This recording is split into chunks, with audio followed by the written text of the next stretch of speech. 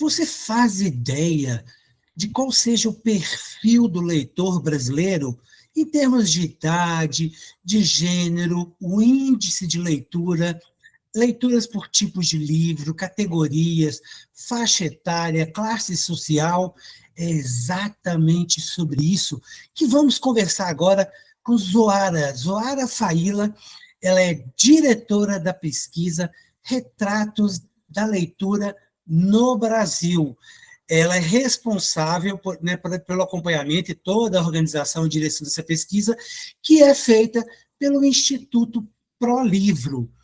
A gente está ainda na 5ª edição, que foi divulgada no ano de 2020, e devemos ter novidades sobre a nova edição, muito provavelmente até o final deste ano de 2024. Então, você que está nos vendo, nos assistindo, nos ouvindo pelo podcast, muito provavelmente a gente deve trazer a Zoara para conversar com a gente mais no fim do ano, para atualizar esses dados. Enquanto isso, quais foram as grandes surpresas da última edição, Zoara? Pois é, eu acho que uma surpresa foi a redução no percentual de leitores, né? A gente teve mais de 4 milhões de brasileiros lendo menos do que em 2015, que foi quando foi aplicada a 4ª edição, né? E o que a gente verificou foi que em praticamente todas as faixas etárias a gente teve redução, com exceção da faixa dos 5 aos 10 anos. Então, esse foi, vamos dizer, o ponto positivo, né, da pesquisa da 5ª edição, né, foi verificar que as crianças passaram a ler mais, e também é nessa faixa etária que a gente verifica o maior percentual daqueles que dizem que gostam de ler, né? Então, vamos dizer, esse foi quando a gente avalia, né, de uma forma rápida os resultados da pesquisa, né? Eu acho que a gente tem aí, né, essa preocupação com a redução no percentual, né, de leitores quando a gente olha para a pesquisa como um todo, e um pontinho de luz ali que é importante a gente destacar, porque eu acho que vale a pena a gente não perder esses leitores, né, que são as crianças de 5 a 10 anos, né? Então, esse foi o ponto positivo. Quando a gente tenta entender por quê, né, a gente sempre busca dentro da própria pesquisa, por que a gente está com essa redução nos indicadores, né? E também a pesquisa é muito ampla, né? Ela tem mais de 80 questões, e uma das questões que a gente faz é o que as pessoas estão fazendo no seu tempo livre, né? E como era esperado, né? Elas estão usando muito mais o seu tempo livre aí nas redes sociais, na internet, e eu digo que isso está roubando o tempo do livro, né? Porque quando a gente compara as 2 últimas edições, a gente verifica que as pessoas usavam mais o tempo do tempo livre para a leitura, e esse tempo está indo para as redes sociais, para a internet, em especial em estratos, em faixas onde você tinha um maior percentual de leitores, né? Que é o pessoal estudante de nível superior, pessoal com nível superior, pessoas com uma renda melhor, né? A gente sempre encontrou um maior percentual de leitores ali. E foi exatamente nesses grupos, né, nesses estratos, que a gente identificou, né, a maior migração, né, daqueles que estavam lendo o livro para as redes sociais, né? Então, assim, a gente tem sempre um olhar, né, para esses indicadores, que são os principais, mas também a gente verifica o que as pessoas estão lendo, né? Por que elas não estão lendo, e o que é possível verificar, mas isso eu acho que acontece em toda a série histórica, né? É que o livro mais citado é a Bíblia, e continuam sendo os livros religiosos, né? Quando você olha os 20 livros títulos de livros mais citados pelos brasileiros, né? Quando a gente pergunta, porque a gente pergunta o que está lendo no momento, o que leu nos últimos 3 meses, o que leu no período de 12 meses, né? E a Bíblia aparece disparado, né? Disparada em todas essas listagens, né? E quando a gente fala o último livro lido, ou que está lendo no momento, ela é citada 20 vezes mais do que os segundos livros que estão sendo lidos, que, aliás, é o Diário de Banana, que é um livro infanto-juvenil, né? E quando você olha para os mais citados, como eu falei antes, né, além da Bíblia, você tem mais da metade deles são religiosos, né? E aí de todos os credos, né? Você tem espíritas, você tem católicos, você tem evangélicos, né? Depois, Livros, Zoara, é, como, por exemplo, livros que a gente tem percebido um uhum, volume maior de padres escrevendo, né? Como o é, padre Fábio de Mello, o exato, próprio padre Marcelo Rossi, uhum, Manzotti, e por aí. Esses livros entram, imagino que entram nessa categoria, que você está falando sim, de em livros. livros religiosos. Mas não são só os católicos, viu? Você tem uma ampliação significativa de 2015 para 2020 dos evangélicos, tá? Então, tem muitos autores evangélicos.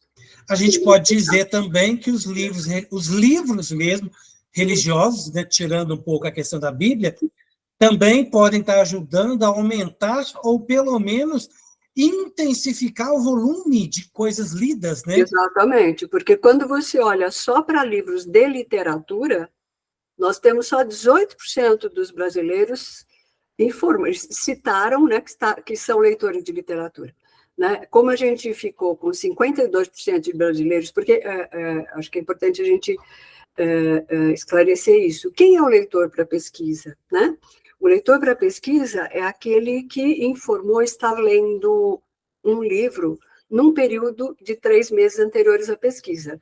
E aí, pode ser livro de qualquer gênero, né, como a gente está falando, e pode ser, inclusive, uma parte, um pedaço de um livro. A gente considera leitor mesmo quem leu um pedaço de um livro. Então, eu costumo dizer que a pesquisa é muito generosa, né? Porque você está considerando o leitor não quem lê um livro inteiro, né? Mas ele lê um capítulo, ele é um leitor, né? E todos os gêneros, além dos livros religiosos da Bíblia, a gente considera os didáticos também, que acabam dando uma grande incrementada nesses 52% de leitores, né? Porque você verifica aí, olha, se a gente tirar 18% de literatura, né, sobram 34% de brasileiros lendo religiosos, livros técnicos, livros didáticos, né?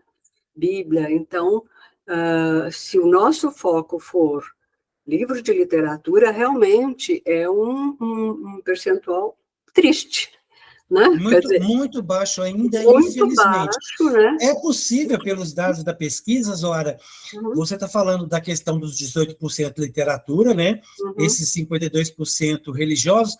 Não, De... 52% é no total, Ah, somando tudo. Né? sim, dá para estratificar também. Uhum. Quais seriam desse total? O que seria didático para a gente tentar esmiuçar um pouco mais? Olha, dentro dos 52%, é que o didático, você tem que olhar para a faixa etária, né? Porque você vai ter didáticos dos 5 aos 20 e poucos anos, se você considerar a nível superior também, né? Se você considerar até o ensino médio, né? Quando você pergunta para a garotada o que ele está lendo, né? Eles leem literatura mais do que os 18%, cerca de 30%, 40%, dependendo da faixa etária, está lendo, é leitor de literatura. Né? Então, os outros, se você olha para essa faixa etária, né, os outros cerca de 60% ou mais, né, são didáticos. Depois dessa faixa etária, você não tem mais didáticos. Né? Aí você vai ter, vai ter um incremento dos livros de religiosos. Né? Quando você olha a leitura da Bíblia, você vai ter muito mais leitor da Bíblia a partir dos 40 anos, assim como os religiosos. Né? Então, você tem uma população que é mais leitora de livros técnicos e de literatura abaixo dos 40 anos, né? Então, você tem os livros técnicos profissionais, né? Livros que são lidos normalmente por aquele que está no mercado de trabalho para se atualizar. Então, quando você olha tipo de gêneros de livros lidos, é importante você olhar por faixa etária, porque muda muito, né? Esse livro técnico profissional ele vai crescer a partir dos 25 anos e vai até os 40 e poucos anos, ele cresce, né? Já cai o livro religioso. Então, você tem didático no começo da vida, né? Depois você tem os técnicos profissionais que aumentam um pouquinho, e o religioso cresce muito a partir daí dos 50 anos, principalmente, né? Então, a gente vai ter essas curvas olhando quando você olha por faixa etária, né? Então, você tem... Agora, quando você olha para o Brasil como um todo, é que você tem... todos os brasileiros, você tem a média de 18% de literatura, né? Uhum. Dentro desse percentual que você acabou de falar, é possível você, com a sua experiência, fazer uma espécie de ranking de tipos de livros, tirando a questão da Bíblia em si, mas os outros, o que vem, o que as pessoas estão lendo, o que está chamando mais atenção, e se teve uma mudança de 2020, 2019 para 2015? A gente viu explodirem os livros religiosos a partir de 2015.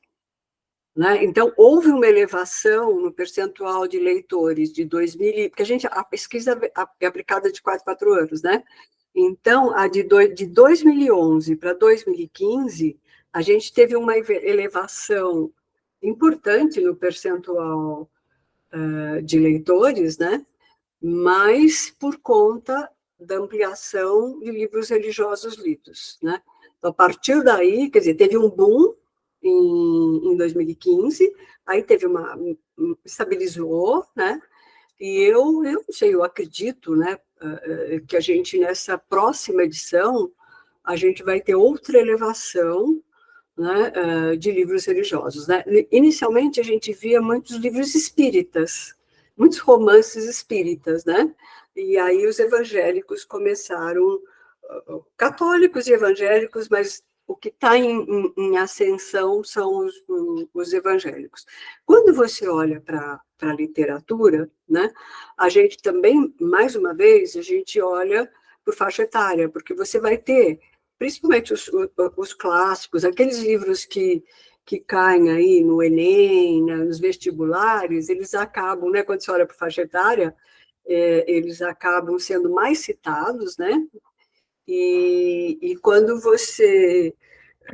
óbvio, né, os infantis, para as crianças, e aí a gente tem vários autores brasileiros aí que são mais citados, mas você vai ter disputando com literatura, a partir dos 30 anos também, muita autoajuda, né?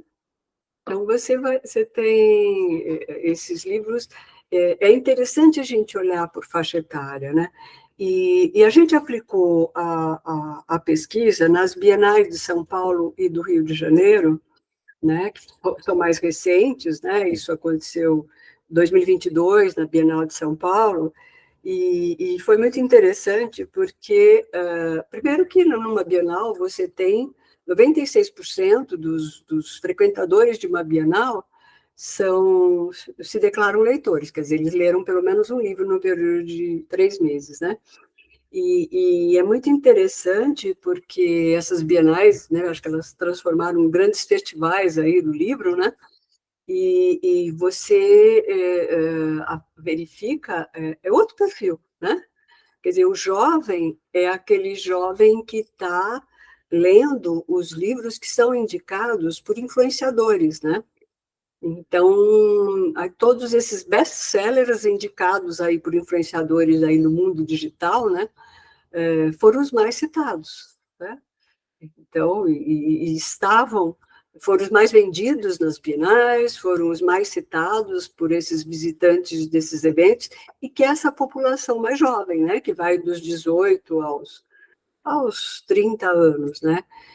Então, você tem realmente uma elevação aí, né, no percentual de leitores desses livros, né? E a gente, inclusive, trabalhou muito com um novo conceito aí, que é o de seguidores de autores, né? Porque ele, na verdade, ele muitas vezes ele lê só aquele autor. Então, ele é um seguidor, né, daquele autor, e ele lê a série, todos os livros publicados por aquele autor. Então, é um outro fenômeno, né? Então, você tem...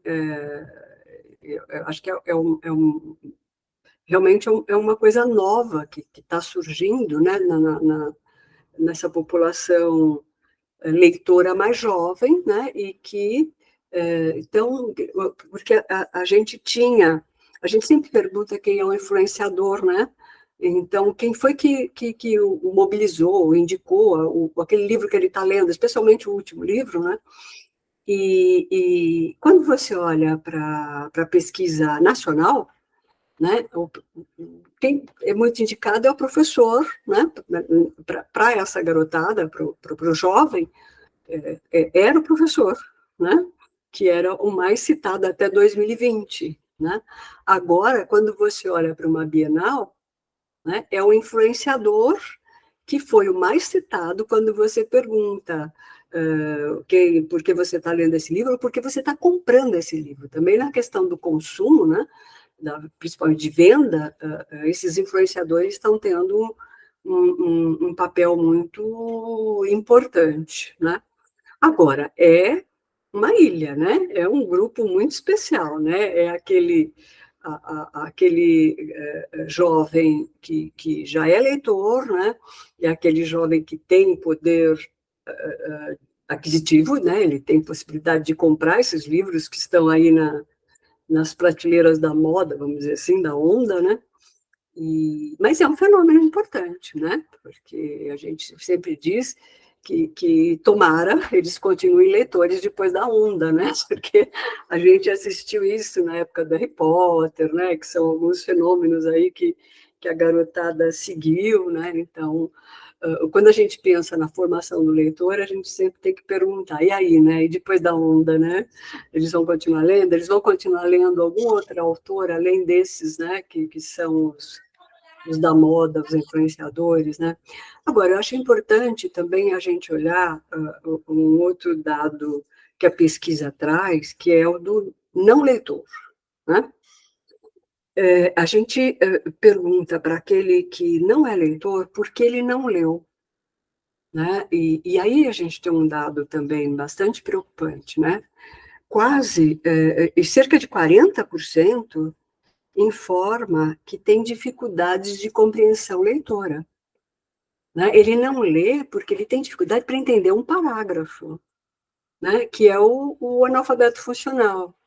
Né? E o percentual que aparece na Retratos da Leitura é muito parecido com o percentual de uma outra pesquisa, que é do INAF, né? Que é a pesquisa que avalia a questão da alfabetização, mas além da alfabetização, da decodificação, né? Coisa é você entender as palavras, ler as palavras, outra coisa é você entender um texto, né? Você compreender o conteúdo, o sentido daquele texto, né?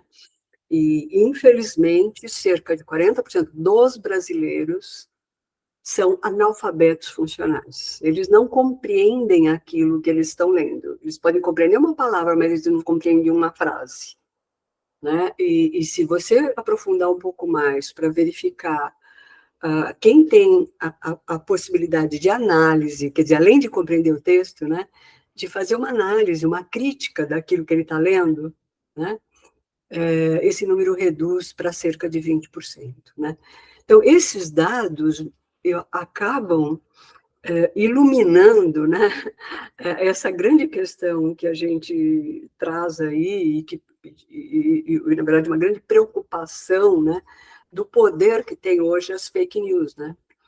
Então, por que elas são tão poderosas? Né? Então, quando a gente verifica que cerca só de 20% dos brasileiros têm essa capacidade de crítica, capacidade de saber se aquilo é verdade ou se é mentira, né? Se aquilo tem alguma fonte de referência que você possa ter, né? Acreditar, né? Mas, infelizmente, quer dizer, as pessoas acabam, por falta, por dificuldade dessa análise, dessa comparação daquelas informações, de buscar as fontes, né? Ela acaba sendo manipulada por informações aí de inverdades, por desinformação, por fake news, né?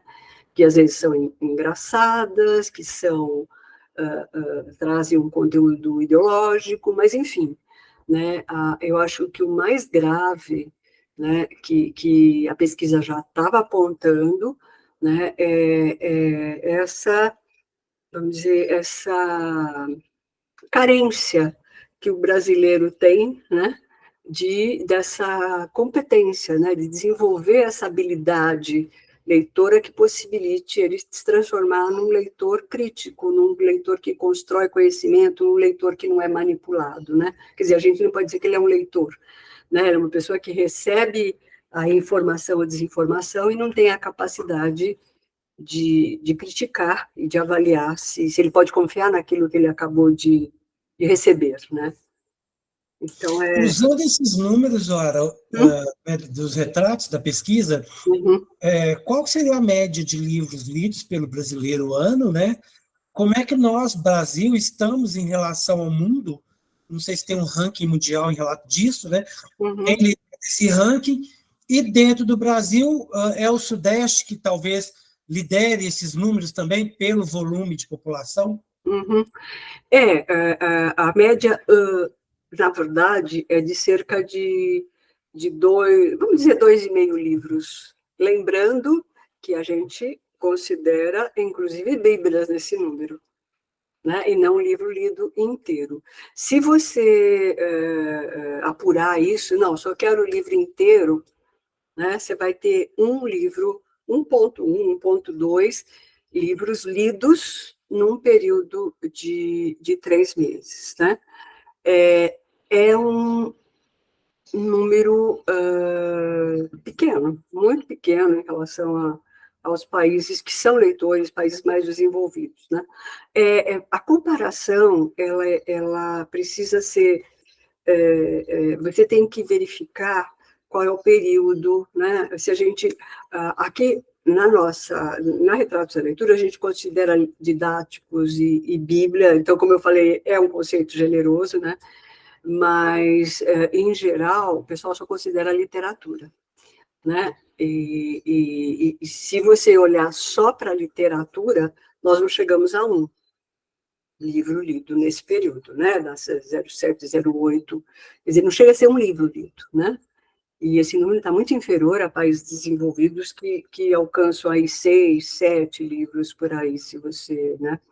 Num período equivalente ao nosso, de 3 meses, né? Então, quer dizer, de fato, a gente... Quer dizer, eu acho que é muito desafiador, né? Eu acho que esses números nos trazem um panorama bastante desafiador e que quer dizer, nos obriga, né, a pensar em políticas públicas que sejam mais efetivas na formação desses leitores. Né? Eu acho que a gente tem que perguntar o que está acontecendo dentro da escola. Né? A gente está conseguindo... Eu falei lá no comecinho que a garotada diz que gosta de ler. Né? A gente tem quase 80% das crianças de 5 a 10 anos, e é o maior percentual que dizem que gostam de ler. Se ele gosta de ler, por que quando ele chega mais ou menos a partir dos 18 anos, por que ele para de ler? Né? Que isso começa a cair. Né? O que está acontecendo? O que a gente está deixando de fazer dentro das famílias e dentro das escolas para manter esse interesse da garotada pelo livro? Será que ao invés de dar um livro, eu dou um celular para ele ficar lá no game, né, assistindo os vídeos, né, porque acaba distraindo mais, né? Então, eu acho que as famílias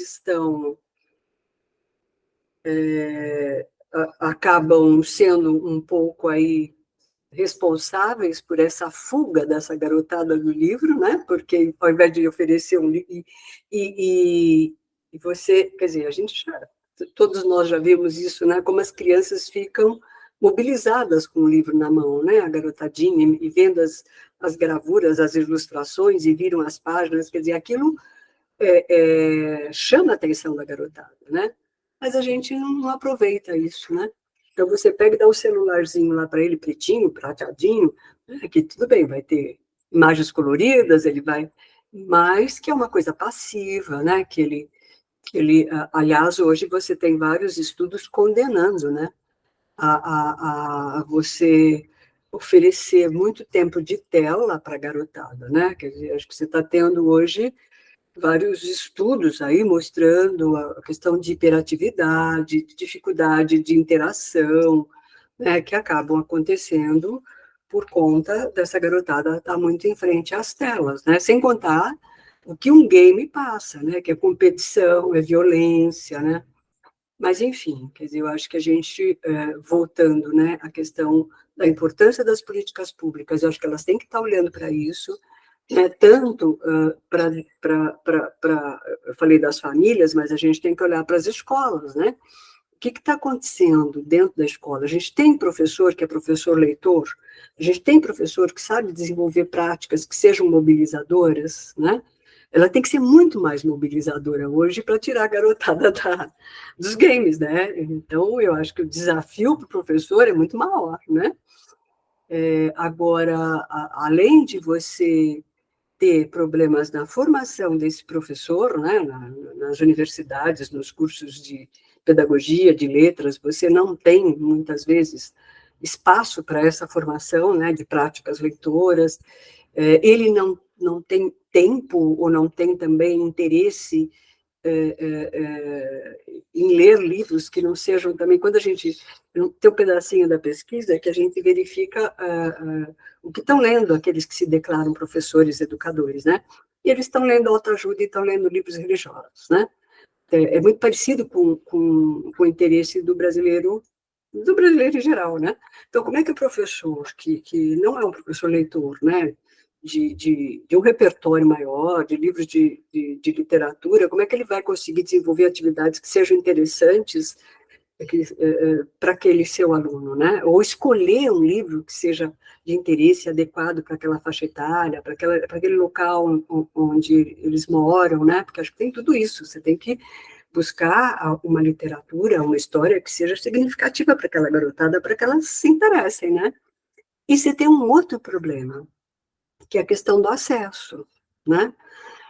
A gente também pergunta na pesquisa onde é que a garotada consegue os livros que eles leem indicados pelos professores. E 70% deles dependem das bibliotecas para a leitura dos livros indicados pelos professores. Eles não têm livros em casa. Eles não têm possibilidade de compra desses livros, né? A gente sabe que tem poucas cidades com livrarias. Mas a gente tem um outro problema muito grave. 60% das escolas brasileiras, isso segundo o levantamento do próprio Ministério da Educação, 60% das escolas públicas não têm, e isso vale para as particulares também, o número não muda muito, não tem uma biblioteca escolar. E quando tem essa biblioteca, muitas vezes ela está fechada, ela não tem um profissional para atender, né? E o Instituto ProLivro fez uma outra pesquisa para verificar qual a importância da biblioteca escolar, qual o impacto de uma biblioteca escolar na aprendizagem do aluno, né? Então, a gente fez essa pesquisa com o INSPER em 2018, 2019, e a gente verificou que aquelas escolas, segundo o IDEB, Prova Brasil, né, a gente verificou que aquelas escolas que têm uma biblioteca aberta, com profissional, um acervo atualizado, funcionando minimamente, de uma forma minimamente adequada, né, alunos daquelas escolas, segundo o IDEB, porque o IDEB avalia a aprendizagem por tempo de aprendizagem, né, eles tinham de 1,6 anos, né? Um ano e meio a mais do que, em termos de aprendizagem, estavam, vamos dizer, mais adiantados do que os alunos de escolas que não tinham uma biblioteca funcionando. E não só em português, também em matemática, né? Porque quando você desenvolve a competência leitora, até para matemática, você precisa de compreensão leitora para entender o problema, para entender o enunciado, né? Então, quer dizer, você verifica que aqueles que investem na formação da leitura, aqueles que viabilizam o acesso ao livro, né, eles contribuem para uma melhoria na aprendizagem em geral, né, pelo acesso de um conhecimento maior, então, para todas as disciplinas e até para a matemática. Né? Então, é isso. Né? Para a gente entrar, enfim, Uhum, fechar esse nosso processo, Zoara, eu queria aproveitar a sua experiência, né, com anos uhum. lidando com essas questões, porque você falou das políticas públicas. Quais seriam as suas dicas, as suas sugestões, né, para que, independente de ser governo, escola, né, nós, pessoas físicas, Uhum. né, como que a gente pode contribuir para melhorar esse quadro, né, fazer esses números melhorarem? Além da gente cobrar políticas públicas mais efetivas, né, e saber votar em quem também tem a mesma vocação, o mesmo interesse, e sabe que educação e leitura são fundamentais, né, quando você pensa em desenvolvimento humano e social. Quer dizer, A primeiro gente pode até fazer um vamos escolher parênteses, bem. Hã? a gente pode até fazer um parênteses com o que você está falando e usar entre os nossos critérios, Uhum. verificar o quão leitor é o candidato. Exatamente, o quão leitor ele é e o quanto de compromisso ele tem com isso. Né? O que ele já fez nessa área? Na área da educação, não precisa ser só da leitura. Né? Que compromisso ele tem com a educação? Uma educação pública de qualidade. Né? Porque tem muito governador aí, político, pensando em privatizar a educação. Né? Para uma educação só para a elite. Né? Mas, enfim, eu acho que qual é o compromisso que ele tem por uma educação de qualidade pública, né, para toda a população brasileira. Eu acho que isso é fundamental quando você escolhe um político, quando você vai votar em alguém. Né? Seja um vereador, seja um deputado, seja um senador, seja um prefeito, a gente vai ter prefeituras aí. Qual é a plataforma desse prefeito voltada para a educação? O que ele defende? Outro quadra? Né? Ele vai investir em quê? Né? Na biblioteca? Né? Na formação de grupos de leitura, na formação de professores, em clubes de leitura, que pautas ele tem, né, de proposta? Acho que isso é fundamental, né? Porque eu acho que é importante, sim, o terceiro setor, acho que ele tem uma contribuição muito importante, né? Você tem trabalhos aí, ações desenvolvidas pelas organizações sociais voltadas, né, para projetos de leitura que são exemplo, que são, mas é muito pulverizado, é muito pequeno, né, para alcançar as nossas necessidades de um país tão gigantesco e com tanta diversidade e com tantas necessidades, né? Então, eu acho que o que a gente tem que fazer é cobrar, né, políticas que sejam mais efetivas, saber votar, né? Porque eu acho que a gente não consegue como pessoa, mesmo como organização, dar conta de todos os problemas que a gente tem nesse país. Né? Eu acho que a gente tem aí um plano nacional do livre leitura, né? que precisa ser retomado, parece que está sendo em discussão, porque ele pode dar um norte, ele pode dar as linhas, né? Tanto de investimentos, de ações, eu acho que hoje você tem muito incentivo fiscal voltado para quais projetos nós vamos estar, onde você vai estar aplicando isso, onde você vai estar investindo, né? Eu acho que sim, nós temos que ter um grande guarda-chuva de orientação de ações que sejam mais efetivas, voltadas para esses grandes fatores de formação, né? Que eu acho que está dentro da escola. Eu penso que a gente tem que pensar, que se a gente olhar quais são as prioridades, é a formação do professor, são as bibliotecas escolares com acervos e com profissionais para atender, né? São políticas que tenham ações e investimentos voltados, né, para garantir a formação de leitores, né? E aí em todas as esferas, municipal, estadual, federal, né? Então, eu não sei, eu acho que o que a gente pode fazer é isso, é cobrar, né, ações efetivas nesses, sei lá, eu acho que principalmente, vamos dizer, nesse tripé, né? Escola, acesso, professor e também família, né? Porque eu acho que aí campanhas, né? E por que não um vale, alguma coisa voltada para que a família tenha algum livro dentro de casa, né?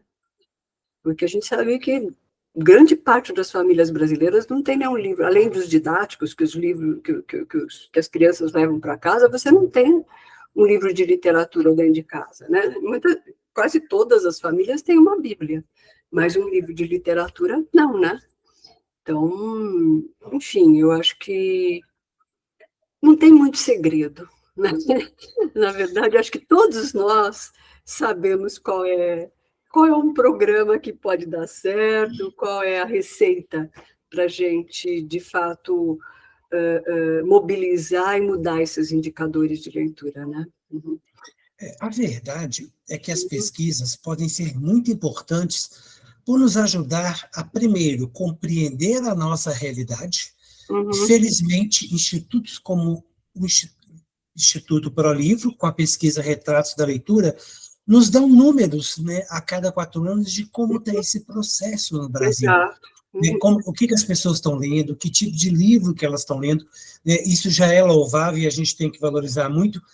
Mais do que isso, mostra para a gente, cada um de nós brasileiros, que se a gente quer contribuir com um país mais leitor, precisamos fazer a nossa parte nesse processo. E aí são várias as sugestões que ficam aí, como a gente conversou agora há pouco, cobrar. Então, você pode usar o seu voto para colocar dentro dos critérios esse candidato, qual é o valor que ele dá para o livro, para a leitura, para a educação, como é que é a plataforma dele, se é uma forma de saber. Na sua cidade, tem uma biblioteca pública? Exatamente. Se não tem, por que não cobrar lá da Secretaria de Cultura, da Secretaria de Educação, como é que estão as bibliotecas das escolas? Biblioteca é mais que um espaço, né? Um cantinho de leitura. É um local onde você tem que ter um número mínimo de livros para que seja considerado biblioteca e estimular as crianças a lerem, os adultos, as pessoas mais velhas, né? Mais do que isso, todos nós, eu, você que está ouvindo, você que está assistindo, também pode fazer a sua parte. Se você ainda não leu, se você ainda não começou a pegar seu livro, a conhecer livros, né? Vá a uma livraria, vá a uma biblioteca, converse com um bibliotecário, converse com pessoas que já estão mais acostumadas a ler livros. Você mais jovem que gosta de estar nas redes sociais, na internet, siga influenciadores que falem sobre livros, que deem dicas e descubra qual é o seu estilo de livro. Né? Comece a ler e estimule seus irmãos, seus amigos, seus primos. Essa é uma corrente que a gente pode praticar. Exatamente. A corrente da leitura, a corrente para fazer. Esses dados, né, dos retratos da leitura, quando foi em 2028, a gente tem um resultado muito melhor do que os possíveis resultados que vão nos apresentar agora no final do ano, né, a pesquisa do Instituto ProLivro. Fica aqui o nosso convite, fica aqui o nosso desafio para todos nós contribuirmos, então, com a corrente da leitura.